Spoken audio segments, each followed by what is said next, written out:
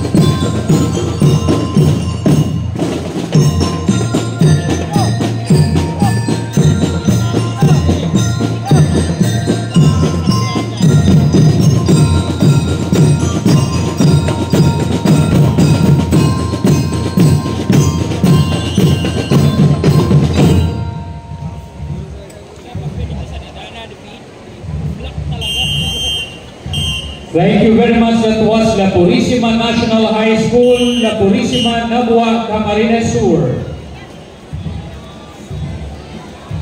Entry number 2,